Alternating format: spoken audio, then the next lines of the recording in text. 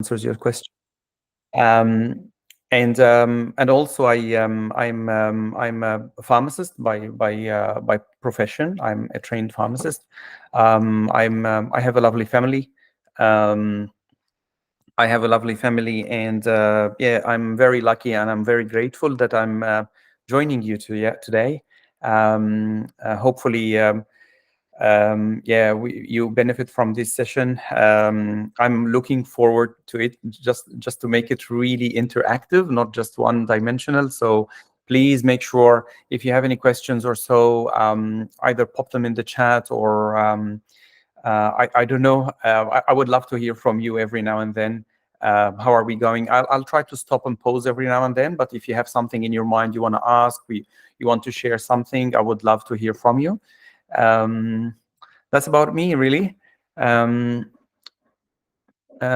want to share my screen, so I'll try to do that. See if that works. Okay. Yeah. So I want to share that one. And then, can you see my screen? Yes, we can see it. You can see it on screen? Okay. So I would love to ask you, before we start anything, there are 6 terms that we will speak about today. And I would love to hear from you. What does these 6 terms mean to you, if any of these mean anything to you? Creation, sin, death, incarnation, redemption, and resurrection. I would love to hear what you think of these terms.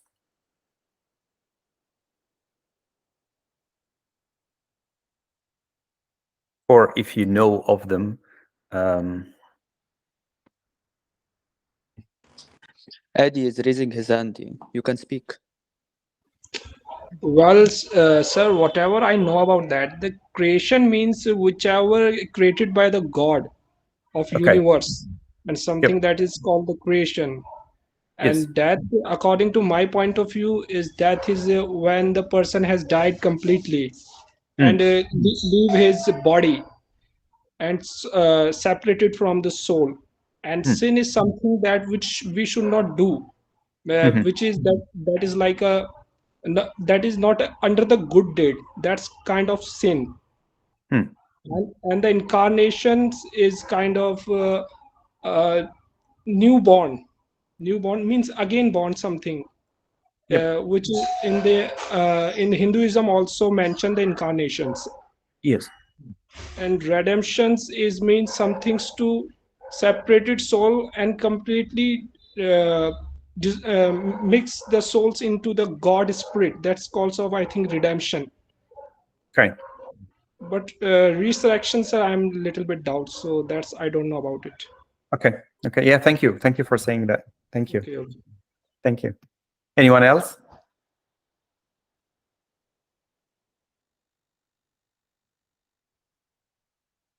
Okay. We will try to cover these topics and see how we go. So today I want to talk to you about something really, really serious, which is a matter of life and death, really. It is a matter of life and death. Well, to do that, I want to tell you a very, very long story. And this story can be thousands or millions of years old, but it is important that we look at it from that way. So in the beginning, God created, and it is the one only God. He created heaven and earth.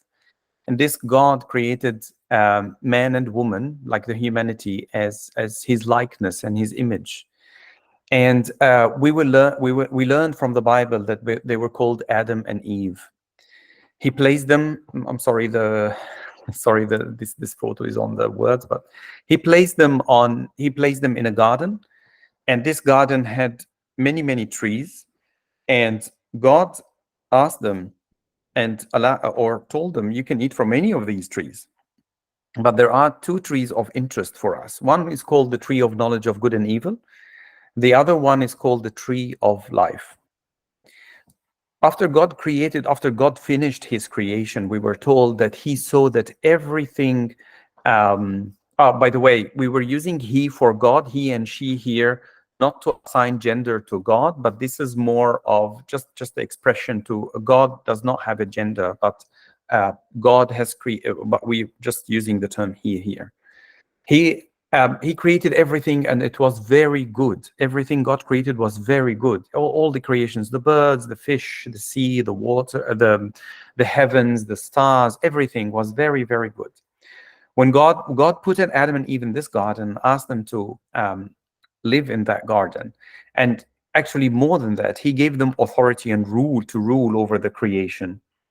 God allowed them to eat from all the trees in this garden, but he asked them not to eat from this single tree. It was called the tree of knowledge of good and evil.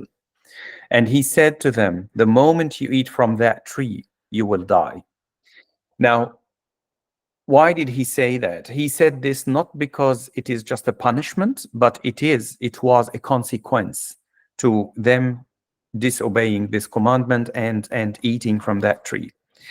Now, a serpent, that we were told that Satan or the devil, which was in the form of a serpent, appeared to Eve.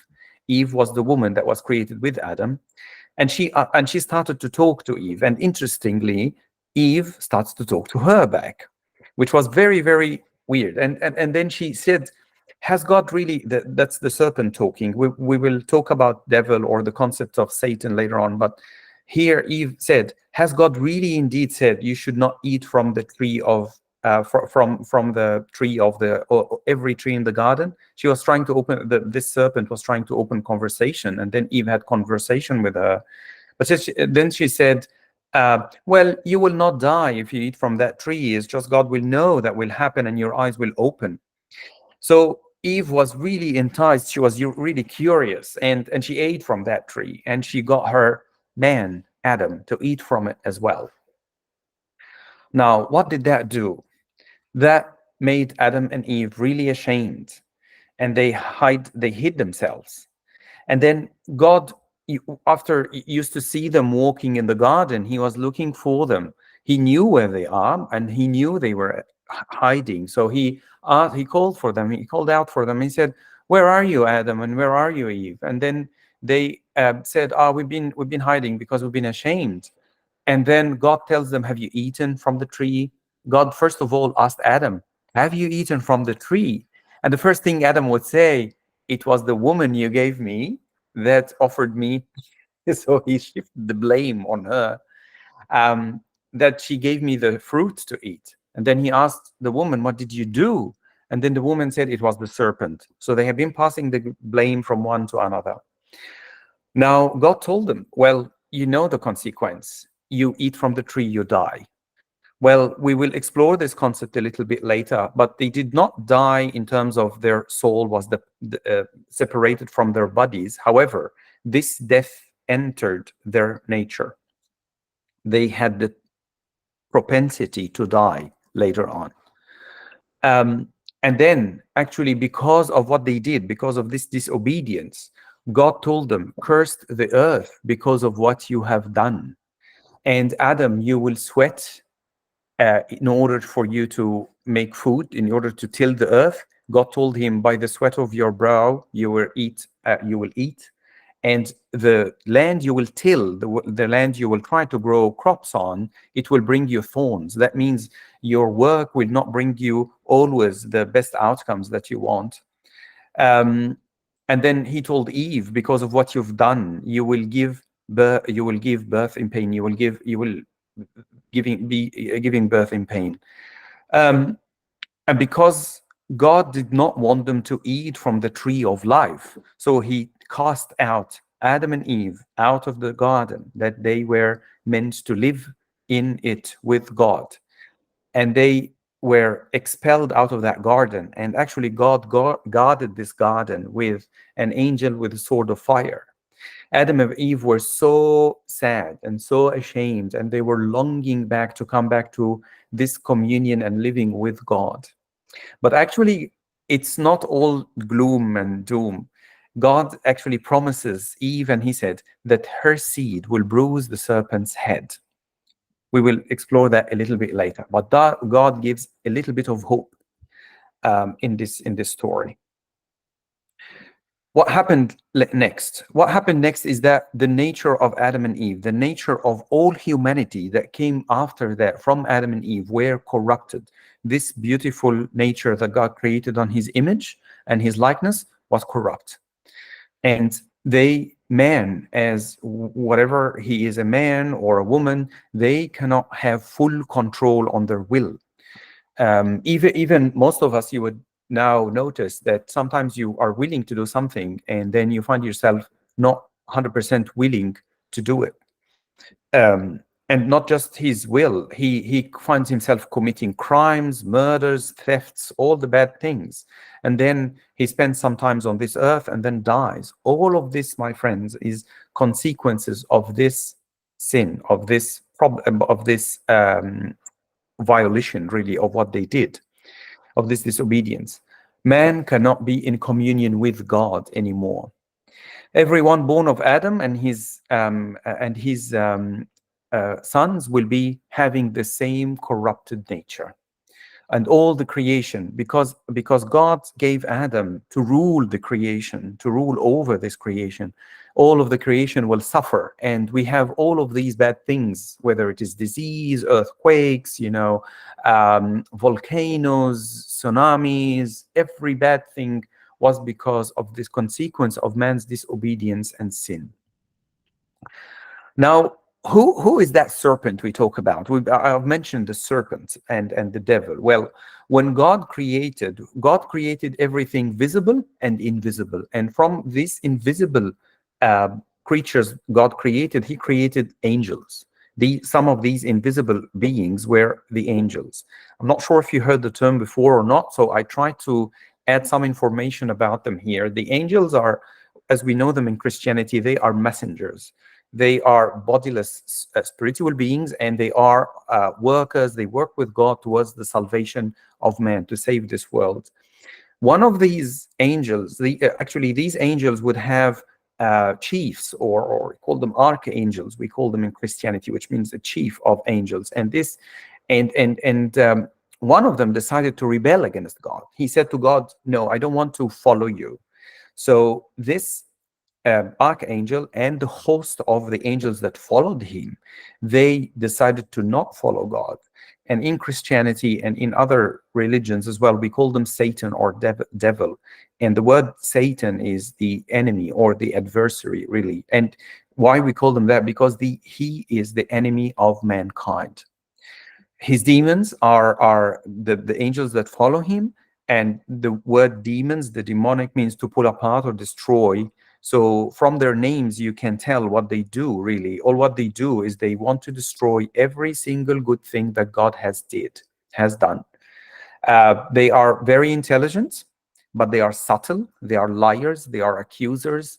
And some of the terms that they were called in the Bible, they were called, Satan was called the prince of this world, really. And we believe in Orthodox Christianity or Christianity in general, at any given point in time, it's either man is with God or with the devil. So either or. You can't be in both sides, according to the way we understand the scripture, the Bible, and in Christianity. Now, that's a bit of story. So I'm just wondering if you have any questions, and please speak. Because I cannot read the chat from here. I'm sorry, I'm a bit ignorant with technology. Please, if you have any questions, let me know. I would love to hear what's your questions, what's your thoughts on this story.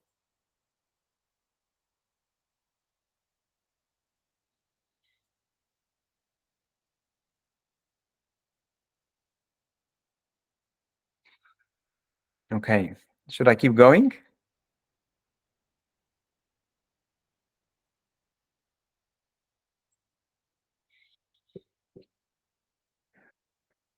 Okay, all right, I'll keep going. Please let me know if you have any further questions. Okay, why this is a big deal? Why this has caused all of this kerfuffle? Is it about eating, really? Is really what we're talking about? Somebody was not supposed to eat something and then they did. No, it's not about that. It's not about that. This, what we're talking about, is called sin. And the word sin in philosophy, it means missing the mark, really. What does that mean? It means that it is failure to be what one was supposed to be, or and to do what one's supposed to do. So when God created man and woman, they were created to be the created image of God. And they were created to live in communion with God, in union with Him, in the divine life. And they were created to rule over the creation. This was the rule, this was the role of man, this was his purpose. But actually, man, by his disobedience, as you saw from the story, that they felt that they will be equal to God according to the serpent's wording and the way the serpent spoke to Eve. Man felt that they can be superior, so that was fueled by some pride and jealousy, and then the lack of humility and gratitude towards God. This led him to disobedience, to disregard His commandment. And in fact, my friends, man, us as well, we don't have life in ourselves. And God is the only source of life. And when we seek sources, when we seek life in other forms, in other things, these things are dead. So are we if we seek life in these things. And by that we separate ourselves from God. And in this way, men in this way, they are dead. Dead spiritually and dead physically. Okay, what do we mean by that? So as soon as man decided to rebel away from God, to disobey God, this death entered into man. He was meant to live for a while, and then his soul will separate from his body because of this disobedience. That's one. This is the physical death that we know of. The second one is the spiritual death. What we mean by that is that if someone is living a life totally distant from God, even if they are the best persons on earth, this person will be very, very far from God. Therefore, this death is working in him or her. Missing the mark, really. When man missed the mark, he ruined himself, he ruined the creation that he ruled over, and therefore he lost his communion with God. This is what we call in Christianity the fall. He failed to be and do what he was supposed to do. And as you know, my friends, we cannot be like God by our own effort, will and effort. And man failed to be any of the purposes that God created him to be. Okay, now the whole thing is, this sounds very, very dark and very, very gloomy. Yes, it is. However, if we look at it, we said everything God created was very good. So there is some goodness that remains in this man and the creation as well. But however, because of the fall, we share in the very sorry consequences of the sin. And then man's potency, we are given a potency to grow and develop, not just physically, not from being a baby to a teenager to an adult. No, not just that. We are allowed to develop mentally, spiritually, as you know or experienced. All of this, if it is separated from God, it is turned instead into cultivated wickedness. And we all share in this tragic faith, actually. Man's body, thought, and feelings are under the devil's rule. Now, it's very sad. Yes, it is very sad. But I just want to stop for a little bit, and I want to hear your comments. What do you think of that? Or I would love to hear if you have any thoughts. I want to know, what do you have in mind, if you have anything regarding what we have covered so far.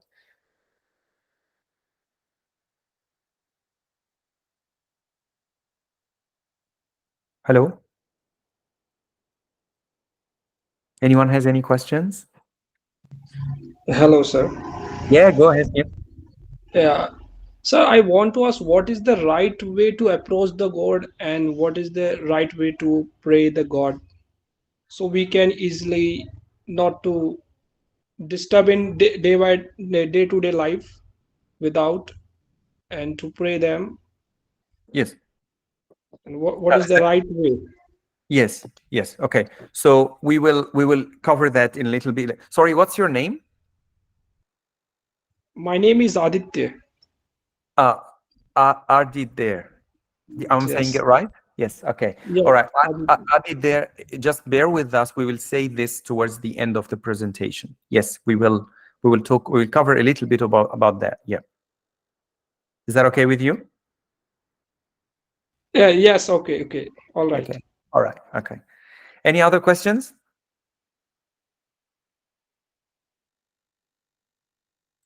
Okay. So God really, because of his love to mankind, because we say we know that God is love, God has created everything around us just for us, just for us humans. He created these beautiful trees, the animals, the fish, the air, everything for us. So he loves us so dearly, and he has a plan to save he had a plan to save this man that died because of this disobedience. Now, okay, so we will move forward in God's plan. Actually, God, sometimes we think, or some of us would think God is really far from us. Well, he's very close to us. God is very, very close to us, and he feels what we do, and know what we feel actually every moment and every second. So in the history of salvation is actually what we say the history of salvation is that God um, walks, has a plan and executes it along history. So this story I told you about Adam and Eve, this happened, some people say thousands of years ago, others say millions, well, it doesn't really matter, but God really is following a plan. And then along his plan, God starts to appear to people. We know that from the Bible, and when he appears to these people, he knows that they will be willing to see him and work with him. So he appears to them and he makes some covenants with them. By covenant, we mean he strikes a deal really with them. And one of these most important, there is many of these people we know in the Bible, but I want to focus today about a man called Abraham. This man lived around 2000 years before Christ, and he really obeyed God and listened to him. And because of his obedience, actually God told him this verse that you can see on the screen: in your seed all the nations of the earth will be blessed because you obeyed my voice. In your seed. And by seed he meant in his ongoing generations, in his genealogy, in his the kids that are going to come from him. God gives Abraham a son, and actually it is a miracle because he wasn't very young. He was 100 years old when he gave him a son, and his wife was just 90. So they were like really, really old people when they had this son. Sarah was barren. This 90 years old lady, she did not have any kids before. And when she had a son at 90, it was really wow. Later on, this son will have another son called Jacob, and Jacob will have 12 sons. And from these 12 sons will arise a nation that God will fulfill his promise that the seed of Abraham will, in the seed of Abraham, all the nations will be blessed. We'll see how that unfolds. Now, it's hard really to compile a 2000 history in a couple of slides, but I tried to put the focus on some of the events that happened during these years along this timeline here. I will just go through it quickly. So, in God's plan, Abraham's grandson gets sent, somehow goes to Jacob and his 12 men. They go 12 sons. There's 70 of them. They were married at this stage and they have kids, and they go to Egypt. And in Egypt is a faraway country, not far away from here, but it's far away from India and from Australia, which is where I'm from at the moment. They travel down and they go into Egypt, and they live in Egypt for about 430 years. During this time, the Egyptians oppressed them and they put them into slavery and lots of labor work. And then after that, God sends them a man called Moses. He drives them out from Egypt from out Egypt by a miracle. He actually splits the sea for them to go across it. And then they go into a journey that takes them, that is supposed to take them to a promised land. God promises them with a land. And this journey only lasted for 40 years, pretty long time. During this 40 years journey, God gives them commandments and gives them a system of worship, which some people of you might have heard of the Jewish religion. This comes from the commandments and the system of worship that God has given them during these 40 years. But actually, this nation that we spoke about, the chosen nation that God has chose, that this seed will be blessed, that that the world will be blessed through them, were actually very, very rebellious. They rebelled against God and His commandments, and there is a lot of tension between God and this nation. However, God promises them that there's someone who will come out of them, and this someone will be the Savior.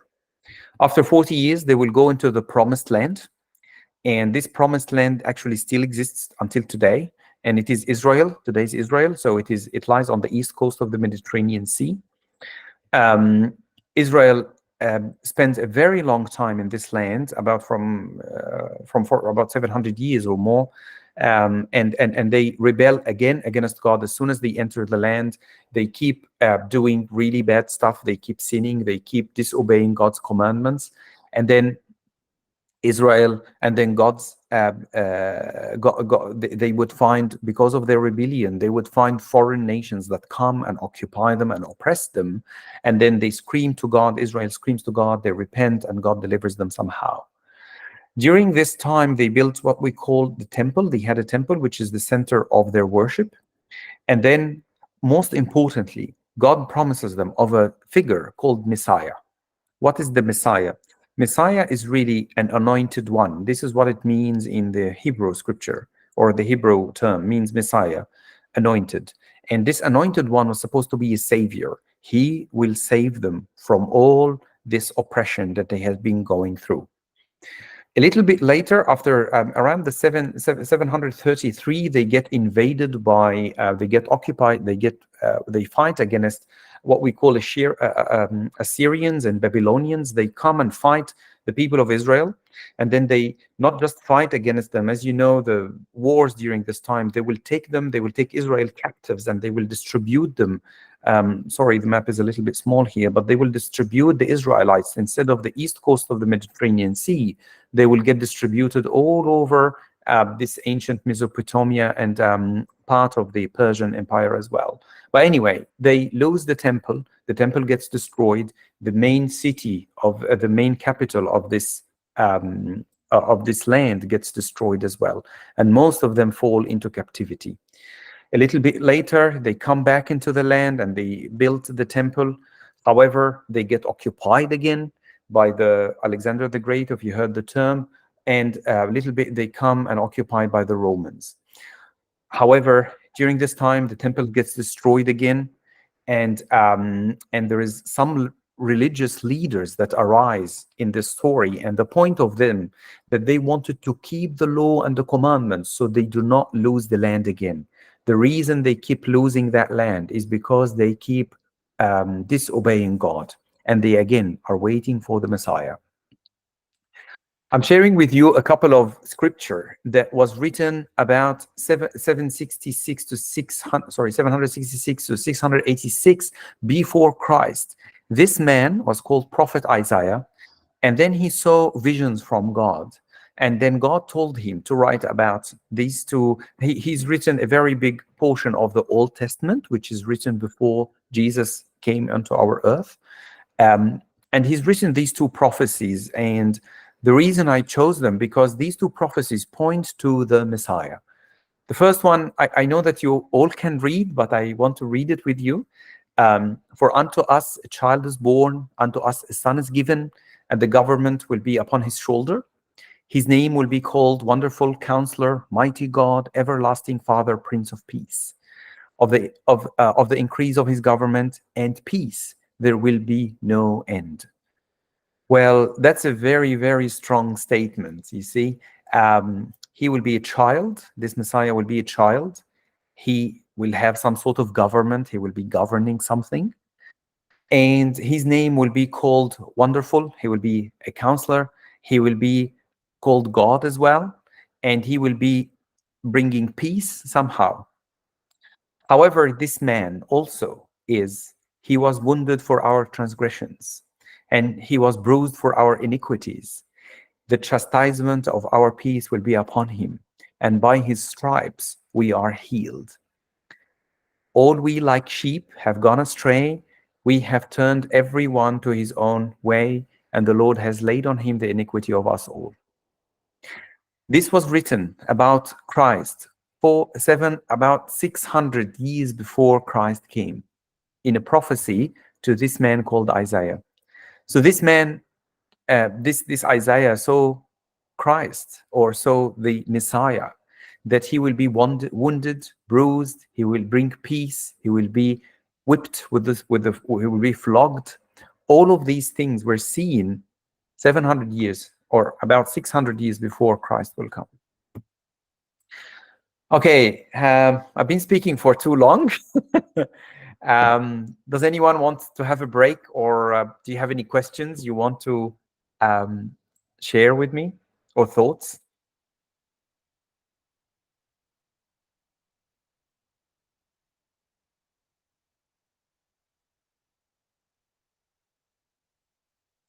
Can we break for a little bit, or what would you like? Would you like me to keep going or have a break? What would you like?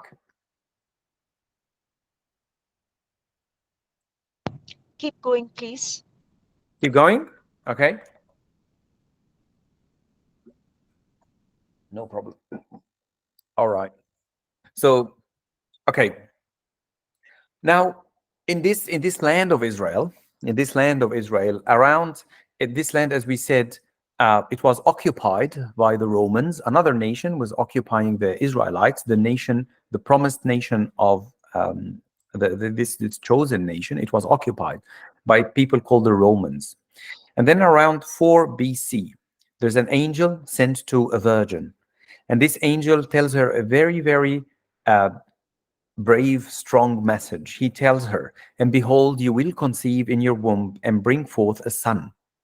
Call his name Jesus, and his kingdom there will be no end. And the Holy One who is to be born will be called the Son of God." Well, that was a message to a Jewish girl that lived in Israel at that time.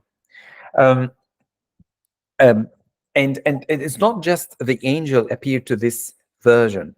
It was this vision was accompanied by a host of angels that appeared to some shepherds that were shepherding sheep in the area nearby. And these angels would tell this virgin, we call her Virgin Mary. Mary is her name, virgin, because she was and will still be a virgin. Glory be to God in the highest, and on earth peace and goodwill toward men. So that was the message that was delivered to Virgin Mary and that came with Jesus Christ. Actually, there were more witnesses of the birth of Jesus. These witnesses were Persians or Parthians, if you will. And these were astrologers, wise men at their time. They used to decipher the sign of the stars. And they came because they saw a star in the east, and they knew as soon as the star appeared, a strange star that they had a prophecy about, and then they knew that this star, as soon as it appeared, it will be looking for the star is pointing for a newborn king. And these Persians or Parthians, they will decide to go on a very long journey to visit this newborn king. This is what we mean, my friends, by incarnation. Jesus Christ, the Son of God, he will be the Messiah, and he will be born of Virgin Mary. He was born of the Virgin Mary. He is God that took flesh from this virgin and became a man, and he became a very perfect man. However, he was without any sin. All right, so they call his name Jesus, and he grows in the desert, and he grows in Israel. And around when he was about 30 years old, he gets baptized. And then he fasts and he gets tempted. He fasts. Actually, we read about an account about his fast in the Bible. He fasts for 40 days in the desert, and the devil that we spoke about before will not leave him alone. He keeps tempting him. He keeps trying to make him fall into sin. However, compared to the 40 years that the Israelites that stayed in the desert before, Jesus in these 40 days conquers the devil, and he never falls into the devil temptation. And then after these 40 days, Jesus moves on to start his ministry. He proclaims to the people of Israel the proclaimed kingdom of God. He keeps teaching. He tells them about the kingdom of God that is coming. This incarnate God, this incarnate Jesus, the Jesus Christ, he does lots of things, does lots of wonders, really. He heals the sick. He opens the eyes of blind. He makes the lame walk. He casts out demons out of people. He controls storms. And then he tells people a very strange statement. And it's only God who can say that. He says, every time he does a miracle, he says to them, your sins are forgiven. So he forgives sins as well. Jesus selects his disciples. So Jesus, as the tradition of the Jewish people at the time, he would select a handful of disciples. Their number was 12. And people will follow him around. And suddenly he will tell them that one day I will have to die. And I will have to die a very shameful death. He showed his disciples his divinity. And how do we know that? He was transfigured on the mountain. He takes his disciples on a mountain, and he appears in front of them as if his garments are very wide. They cannot stare at him. And there's two of the old passed away prophets that used to live hundreds and hundreds of centuries before him, Moses and Elijah. They will appear beside him on this transfiguration. However, although Jesus does all of this, his disciples are still not 100% sure. How is he going to die? But he's at the same time, he seems to be he's claiming some divinity. The Jewish leaders despise Jesus. They are very jealous against him, and they seek to kill him. These leaders that don't want to lose the land, every time they look upon Jesus and they want to kill him. Jesus does a very, very big miracle, and he rises one of the dead people from the dead. And for that, he gets arrested by this Jewish leadership. And they accuse him of heresy, really. But this is the official accusation against him. However, the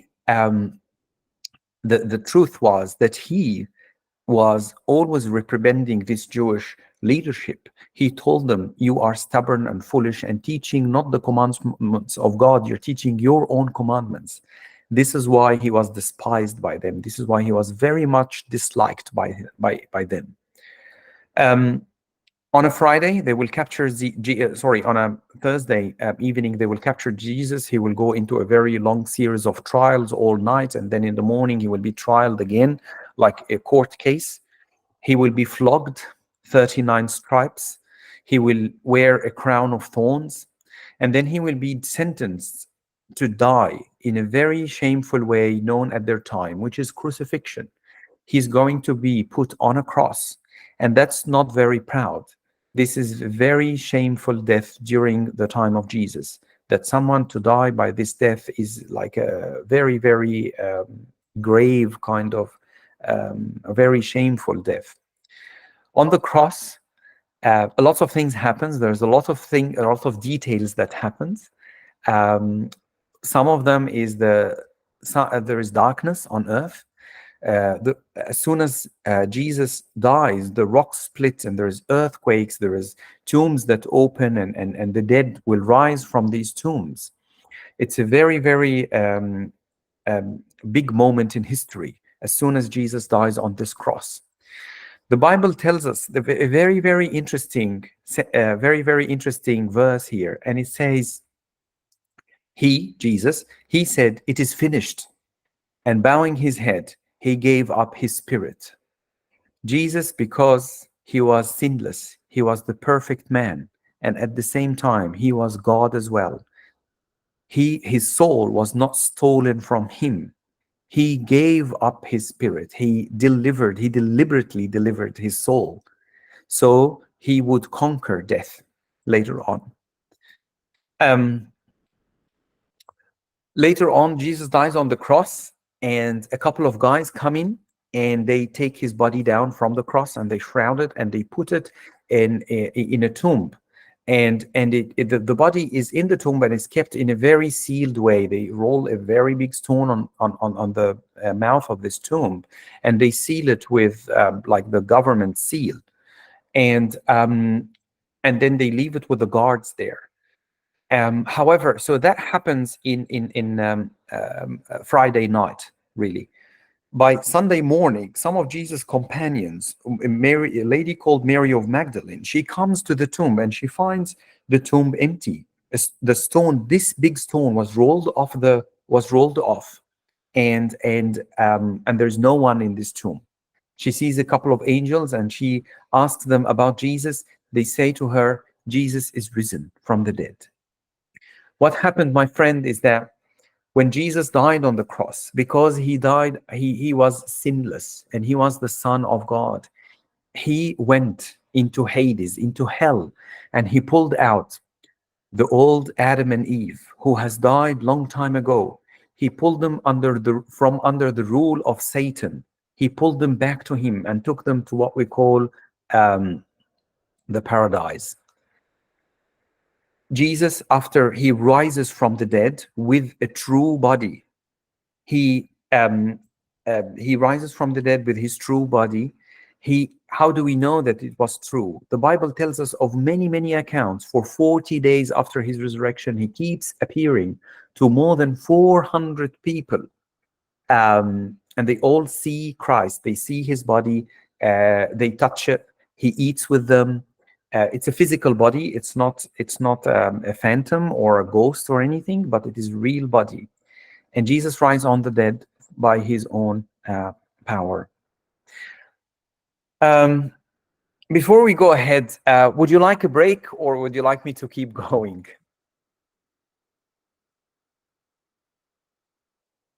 What would you like to do? Would you like to break for a little bit?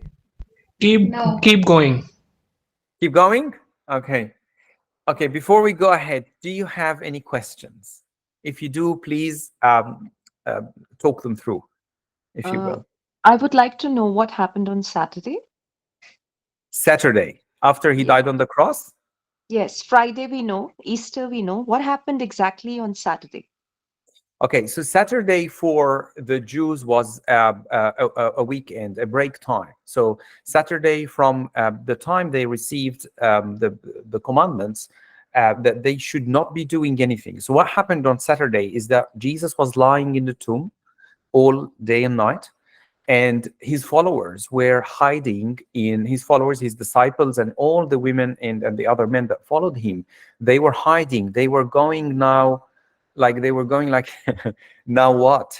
The leader that we have been following, they don't know his destiny. They don't know what will happen to him next. And they were kind of very scared, because at this time, Jesus was executed really on the cross. So he was condemned. And they were scared in this. They were gathering together in a house and they were scared. They didn't know what will happen. So they were just waiting there for something to happen on Saturday. There was I meant Jesus. What was he doing on Saturday? Very good. Okay, thank you for the question.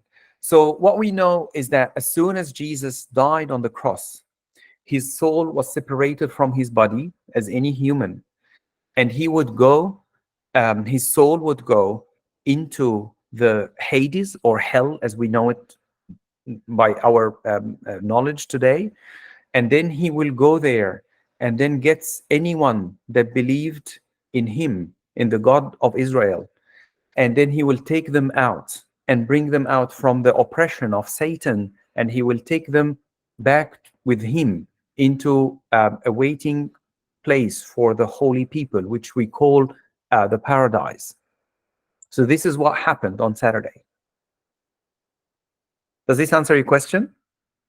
Okay. Yeah. Okay. Thank you. Or you have further questions, or you have comments? There is, it'll get too prolonged. Maybe after you finish the session. Okay. Or can you give me a hint? Maybe I will cover it a little bit later. Up to you. Okay. Is there any more question? Sorry. Yeah. Yes, Omish was raising his hand. You can Yes. speak, Omish, and unmute. Yeah. Please speak. Yeah. Hello. Hello. Yeah, can I ask a small question? How we can Yes, go ahead. calculate these 3 days before raise? Okay, so the way they calculate it, they are not 3 days in terms of 324 hours lapsed. It is calculated from the time that Jesus dies on the cross. So they usually calculate it from the time he dies on the cross, because there was darkness. So they would calculate this darkness. It happened between, we were told it happened between the 12 o'clock to 3 o'clock in the afternoon. So this darkness. So they count this as one night. So from that until the Friday night, that's they consider this one day, and then you have the Old Saturday. So it is Old Saturday morning, and then Jesus rose at the beginning of the Sunday, and bear in mind the Jewish calendar, or the way the Jewish calculates their days, is they start the day as soon as the sun sets. So let's say, so today is Saturday. As soon as the sun sets, Sunday has started. So this is the way they calculated 3 days. Does this answer your question? Yeah, thank you. Good. But I think there is more to it, because for the Yes. past, for the present, and for the future, Jesus completed the work. So the time limit is for humans, but uh, there is a time difference of God. Yes. So I think it is very, very deep and a little Yes. beyond us to understand, because so Yes. many years to Yes. come, gone, and present. It was all, the work was complete in this few hours, which is Yes. very difficult for us to understand, perhaps. It is. Sorry, what's your name? Dolly. Dolly. Dr. Dolly, is that right? Hanji. Yeah. Hi, Dr. Dolly. Well, you're very correct. That was a point well, thank you for raising that point. So basically, God is, the way we understand God is beyond time. God is timeless, really. So God is always beyond time. So as you said, his work and from the creation and dying on the cross until today, all of his work will cover everyone from the time that the world was created until this world ends. So because God is timeless, God is beyond time, he covers, as you said, past, present, and future.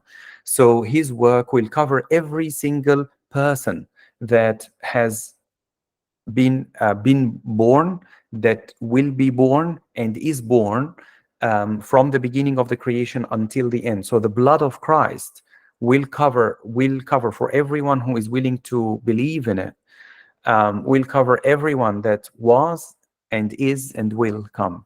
So thank you so much for raising this. This is very, very, thank you for raising that point.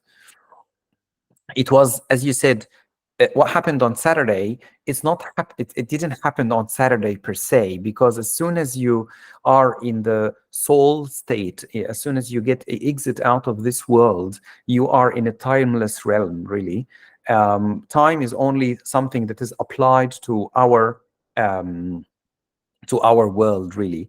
As soon as we go out of that world, as soon as we are separated from this world, we go timeless, really. Any more questions? Yes, there are 2 questions in the chat. Yeah. Go ahead. Abi, hi, Kumar is saying to you, hi. When Jesus did fast for 40 days, which days these were according to the calendar? Mean in which month? Well, I don't know the answer to that. I can look it up, but I don't know the answer. I don't know exactly which month. Thank you. No problem. Thank you for being honest, because we are not even sure of the birth of Jesus. So it's very difficult to say exactly which month. I really appreciate it. Thank you so much. No problem. No problem. It is, yeah, as you said, we don't know exactly when he was born. Exactly the times is very difficult, is very hard to tell. Yeah, we, at the moment, we Christians, we fast 40 days, which we call the Great Lent. But they are not necessarily the same time as Jesus has fasted. However, we fast the same number of days, but they don't happen to be. We're not sure if they are on the same season actually. Yeah. What's the second question? Sorry.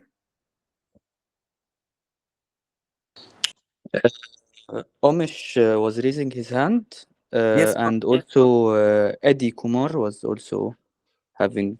also raising his hand. So Yeah. you can unmute. Yeah. Go ahead. You can speak. Hello. Hello. Yes.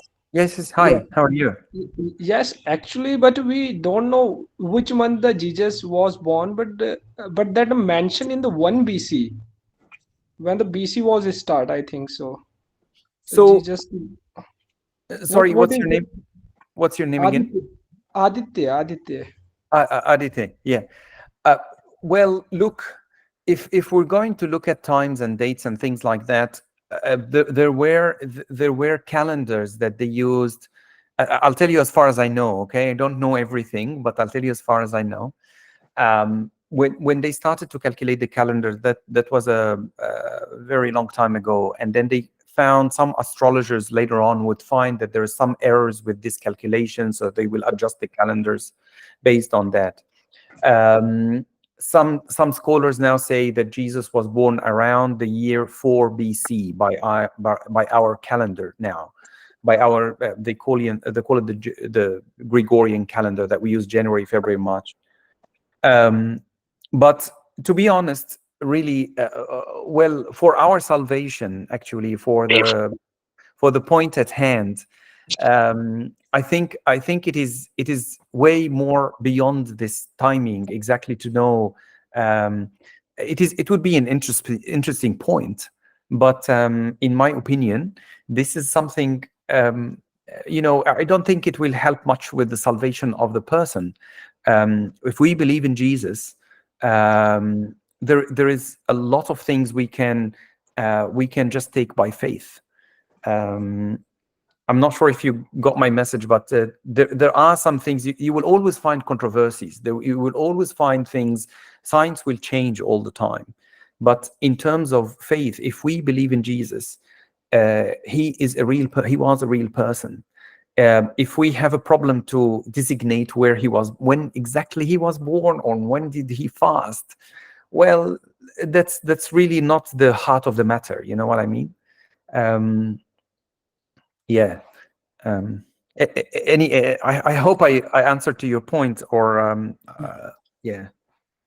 There is also another person raising his hand. Yeah, go ahead, please.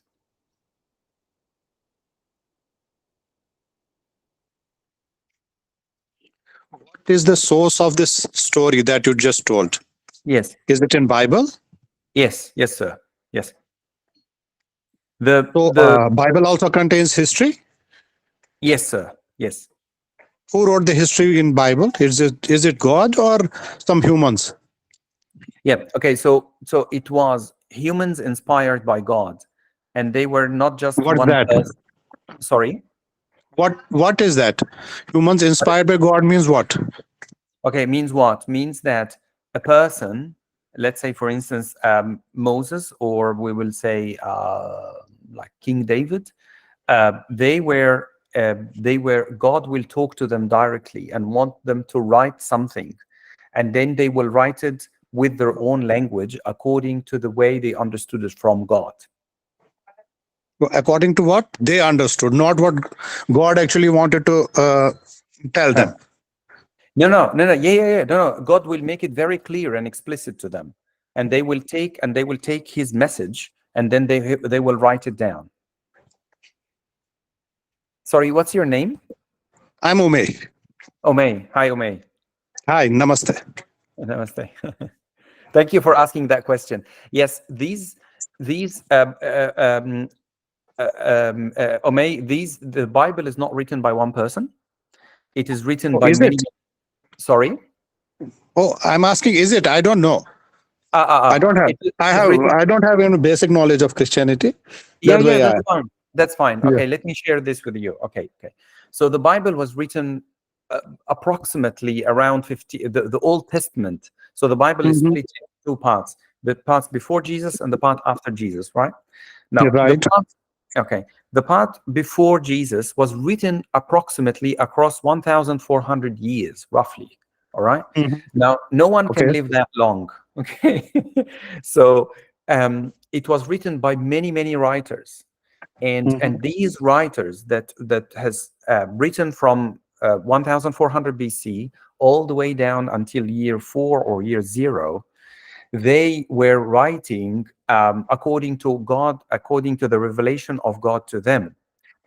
You will Writing find on what? You mean writing like writing on the paper and pen with paper and ink? Yes, like scroll, like paper and scrolls, and they would So write. They had paper there.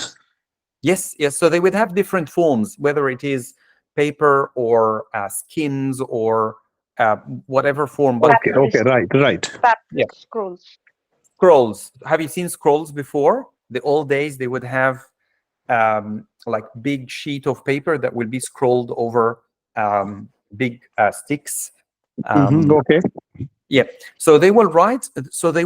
Across history, and they will. If you read there, you will find there is a theme that goes across all of these writers that write over the 1400 years, which is Right.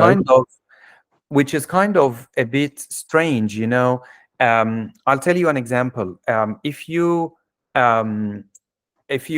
watch a movie, okay, let's say you watch a movie, all right, with your friends, you will come out of that movie, each one of you will be liking one thing about the movie different than the other person, right? Like you will say, I like this scene. Your friend will say, no, I didn't, I like something else. And then the other friend will say, I like the beginning, something like that.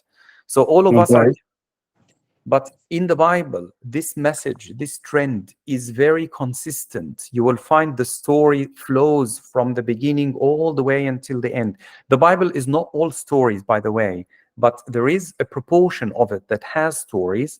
There are other proportions that contain prophecies, and there are others that has prayers. So it is all over this period. There are different writers, but they are all writing about very close trends you would see all across. I hope. Thanks for the info. So it was actually written by humans. It was actually written by It was written by humans. Right. Thanks for info. No problem. However, but it is inspired by God. That's a very important. So that's a separate issue. Okay. Okay. Thanks. Thank you. Any more questions? All right. Would you like me to keep going or stop, or would you like to have a break? How are we with time? If anyone can help me with that. Are we? How long do we have? We are 1 hour in, but take your time. Okay. I think we can conclude for today. It's an hour. So sorry, say that again. I didn't hear that. Can you say again?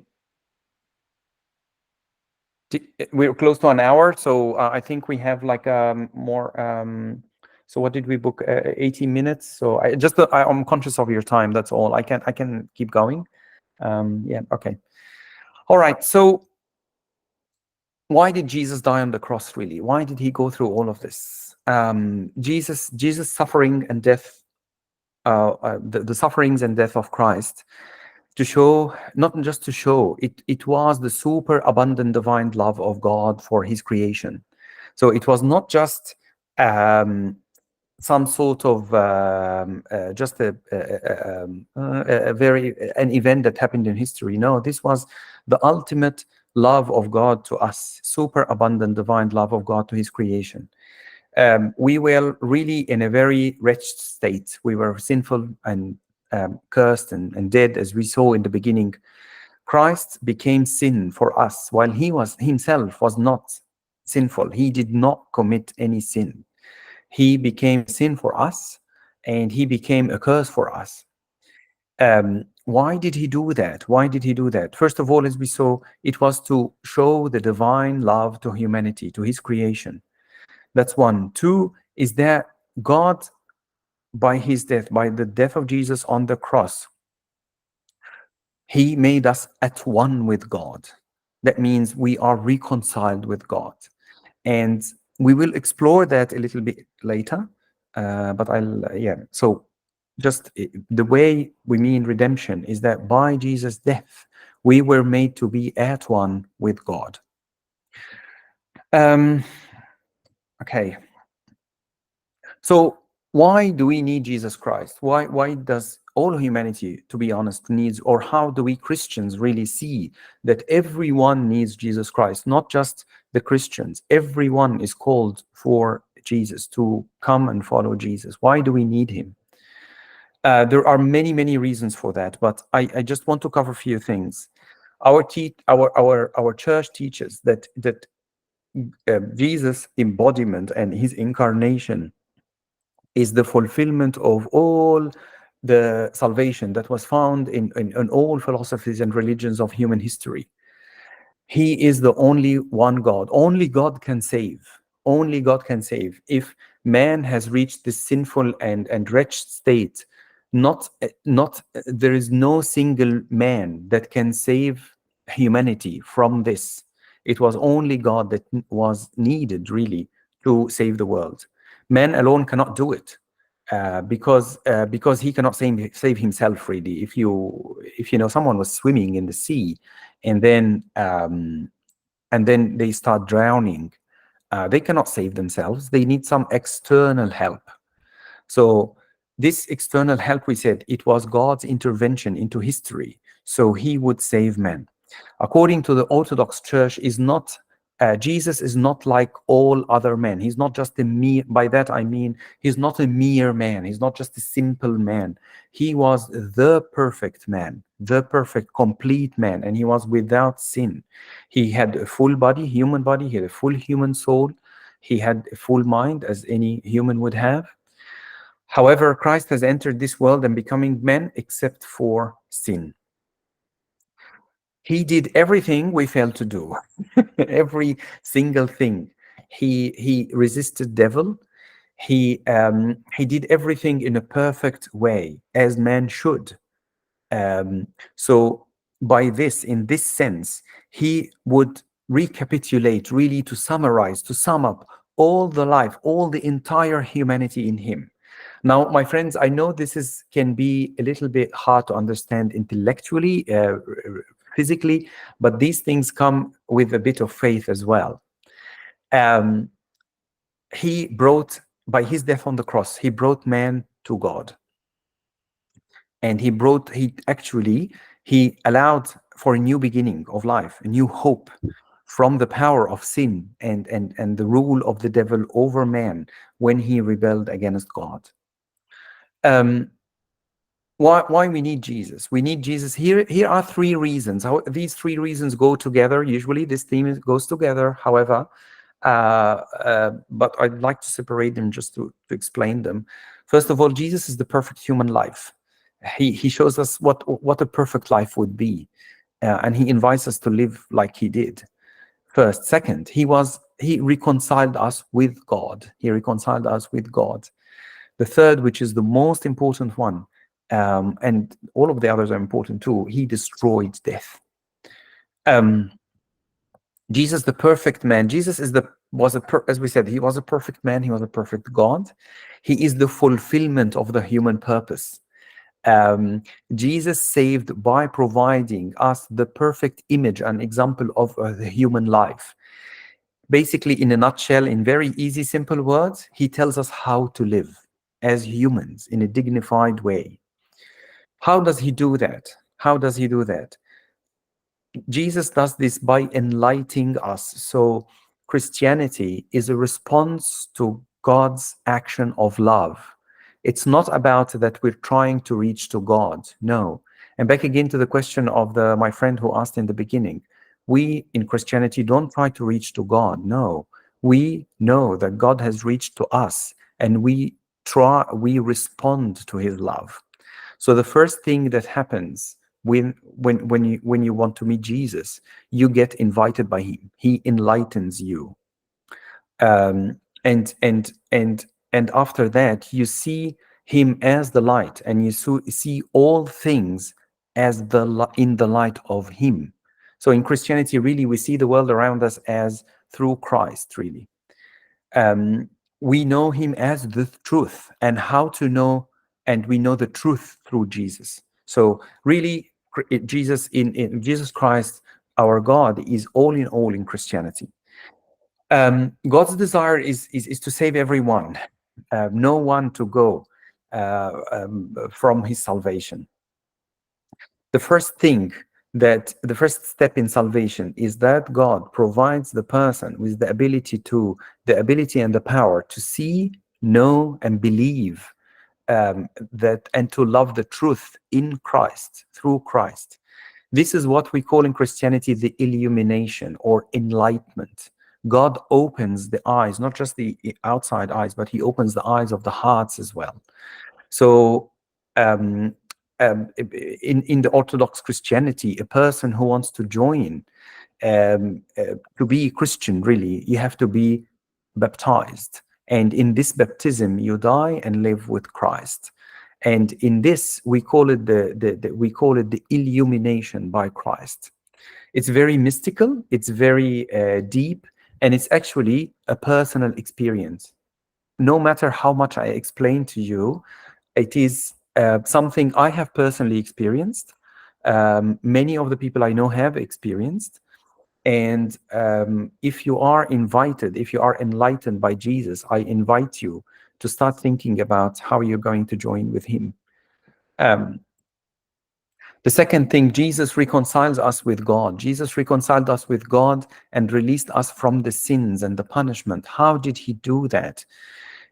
We were being made one with God through his death on the cross. Okay, so what does that mean? Jesus dies on the cross.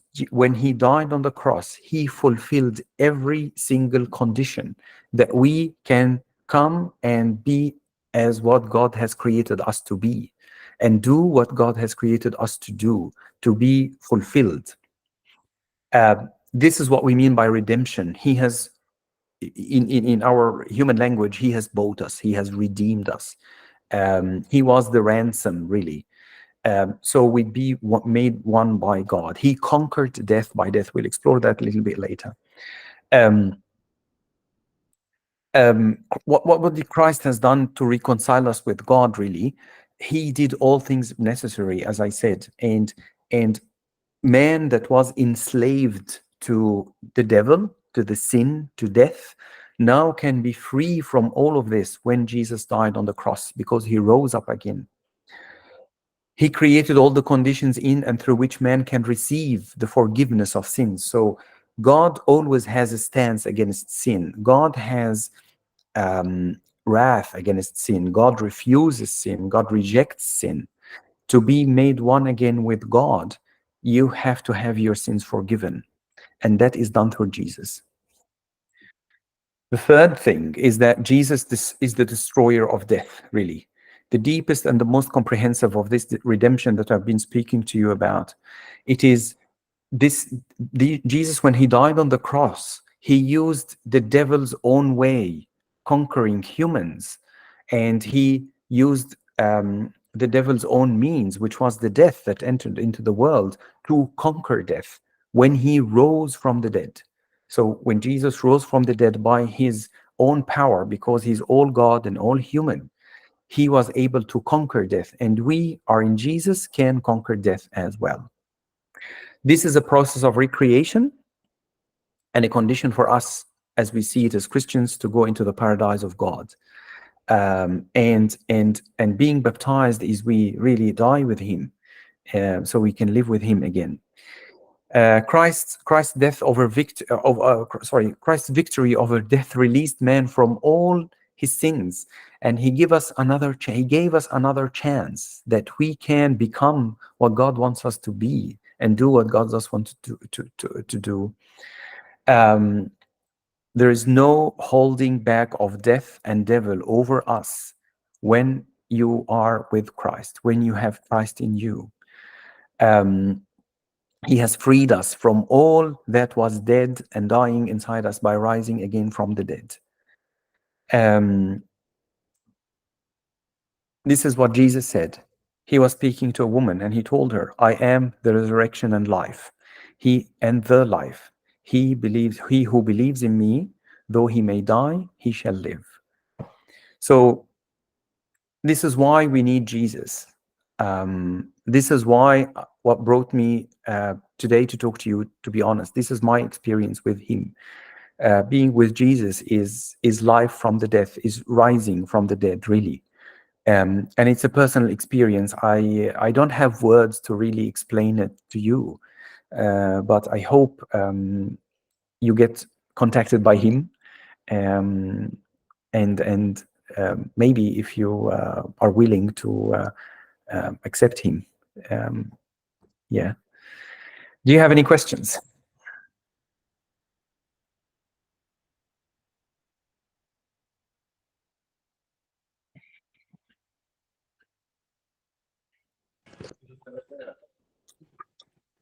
Someone is raising his hand.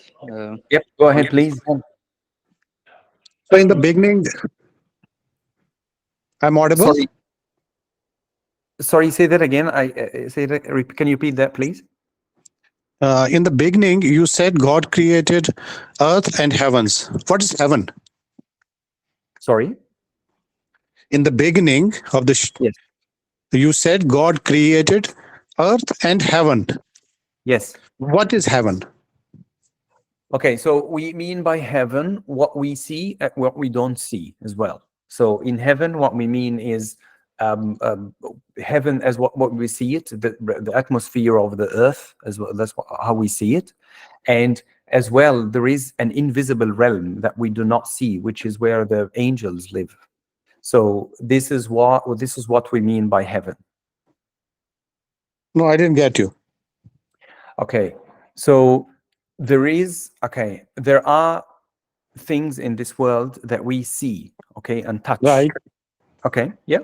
So and some of this is the clouds, for instance, and some of this is tangible things, like you would see the stars, for instance, okay, the sun, the moon, these things. This is what the tangible heaven, or the things that not can touch, but I mean, like you can see them. They have a physical form, right? Mm-hmm. You're right. And yeah, and there is another realm as well, which is, or another world as well, as we as the words can help me explain it, which is invisible, and we don't see it. Invisible to whom? To God or to the humans? To us humans. To us. Right. To us. Yep. Okay. And this invisible realm contains lots of other spirits and creatures that we and creations that we do not see. In Christianity, this we call as well part of the heaven. But this is what we mean by heaven. These two parts that I've explained to you. Okay. Thanks. Does this answer your question? Yep. It raises some more questions. We'll discuss about that later. Of course. Yep. Okay. Thank you for asking. Right. Thank you so much. Thanks. No, thank you. Thank you so much. No, cheers. But Mina, I think the heaven mainly in Christianity is all about joining Christ, not just in the unknown word, but the main thing is to join him in heaven. He's the main يعني the main existence and the main goal and the main aim for us to be in heaven, to be with him. Yes, yes. If sometimes the term this is the paradise, or this is heaven for us to join him. Yes, yes. Yeah, I was trying to answer it from an absolute perspective, but yes, true. Thank you for saying that. Thank you. It is that too. It is heaven for us as well. It means that we live with Christ in his kingdom. What that is, that's something that's something is indescribable. This is something to experience with Christ. Yeah. There is also another question from Rahul. Yes, go ahead. Hi. Thank you so much for such an amazing session. I have a question. Yes, sir. Why did Jesus choose such a painful and a shameful death? Because his birth and death both are very mysterious. So why specifically this? Because he's the son of God. So why did he choose this particular mode of death, which probably Jews took up as shameful death? And it was, so why did he choose that? Yes. Okay. Thank you, Rahul, for asking that question. Thank you so much for asking that question. Jesus chose that death because, as you said, it was the most cursed or the most base kind of death they can do. He did that. Why did he do that? He wanted to, or the God was trying to, not trying, sorry.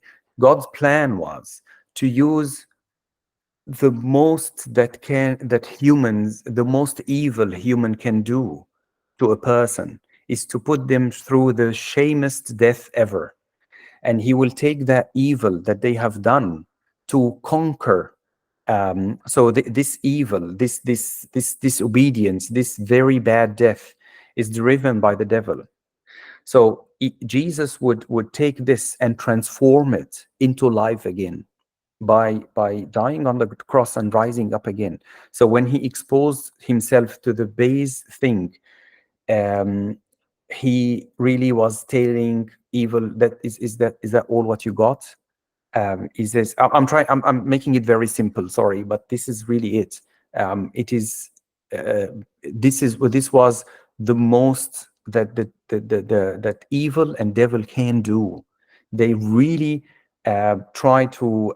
This is the lowest that he can go really with death, because he wanted to. This is the extreme of devil, and when God conquers this very much extreme, he can help us too to overcome the devil and the rule on us.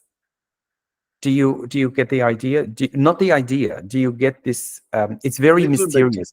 I would love it if you can add a little more explanation to it. Just trying to understand. What's Rahul, right? Is that your name is Rahul, right? Right. My name is Rahul. Right. Okay, Rahul, what are you thinking? What's your thoughts? I thought maybe it is a kind of setting up an example, because this is the worst that the people could do, and he was maybe full of love, and so it was maybe a setting up an example for people that even if people do not like you, you still are you are full of love. Maybe that is something I can think of. Yes, but it was deeper than this, Rahul. So it was, yes, what you said is true. What you said is true, but Jesus really took it to the very extreme, not just setting up an example. He conquered. So in dying the lowest level of death, he conquered every single evil that can exist and will exist. So there is nothing base than this.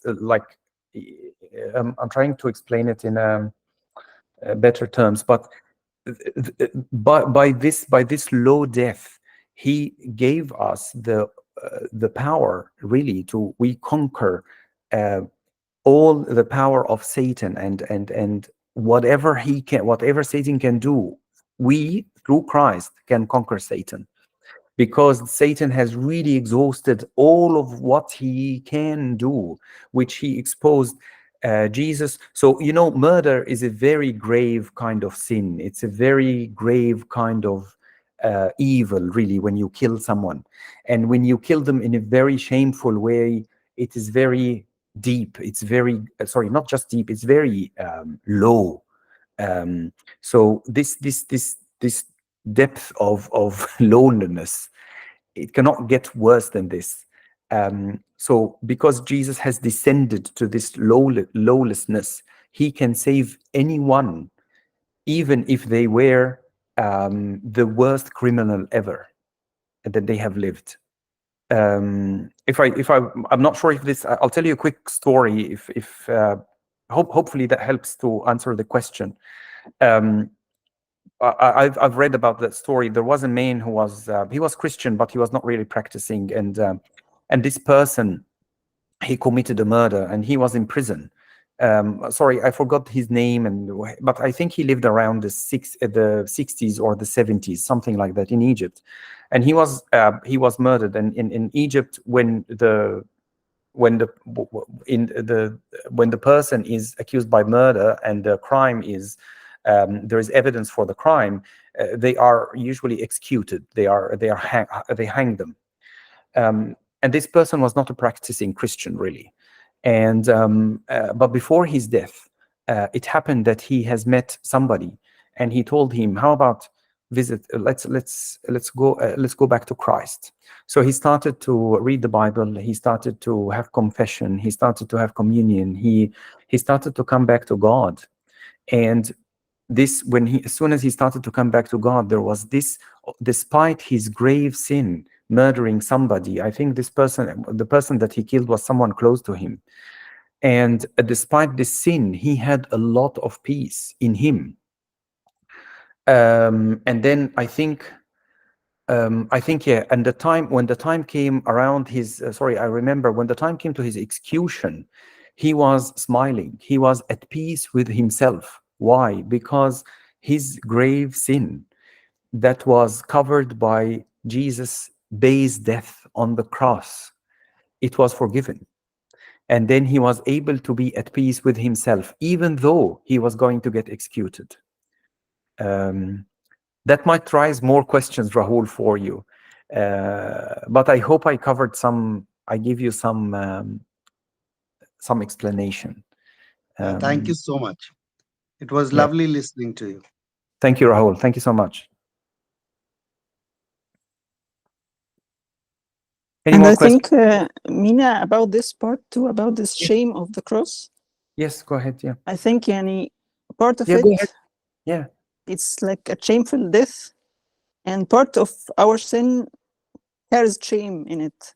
So he became like shame for us to like exchange. He took our shame so we can take the life he gives. It's like an exchange. He took our shame and we took life from him. Yep. So that's a lovely bit too. Yeah, that's another part. I think this is a very big topic as well. But yeah, thank you for saying that. Yeah, he really took our shame on him by dying the most shameful death he can, or not he can. He wanted to. Any more questions?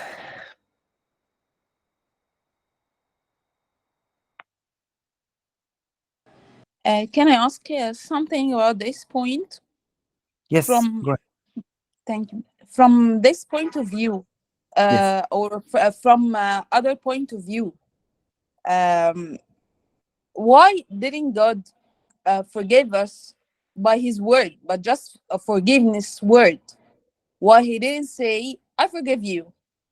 Just simple as this, because He's God and He can do it. Yes. Thank you. Yeah. Well, thank you for asking this. Well, if it was not just the forgiveness, it was also the corrupted nature of man. Man's nature was corrupted, and this needs to be remade.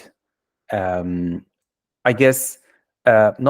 know that forgiveness of sin was part of it as well, but what we're going to do with our nature that has the death and the sin that has entered into it. One of the things that has fallen in man as soon as he sinned or disobeyed God was his will. So man's will was, he cannot control his will as he was before. And for this to be fixed, really, man has to be recreated once again. Man has to be, it's like when you have a piece of pottery, and then it's broken. The only way to fix it, really, when it is broken, smashed into pieces, the only way to bring it back is to crush it and to remake it again, to make that clay again. So yes, forgiveness of sins was part of it, but there was a huge other part as well, which is what we're going to do with our corrupted nature. And Jesus wanted to give us the opportunity to grow in him spiritually, and develop in him as well. So yeah, I hope, does this cover your question, or if you have other points, if you have some other points in mind, please share them. We really thank you, Dr. Mina, for this beautiful presentation. It's very, had a lot of information, a lot of knowledge, especially for people who are new to Christianity. Yes. So thank you very much for this session. And I wish and thank you for everybody who joined this session and listened to it. And we will continue our sessions. Our course is continuing. We still have 2 sessions in this module about what ancient Christians believe. And still we have another 2 modules about the church, the history of the ancient church, and also the spirituality of the ancient church. So we want you to continue all the 3 modules, because you will learn a lot about what was the true essence of Christianity 2,000 years back. So thank you very much. Thank you, Dr. Mina. And I think it's time to conclude the meeting, because we already, now it is 8:36 in India. So if anybody has final questions, final thoughts, please feel free to ask Dr. Mina before we close the meeting.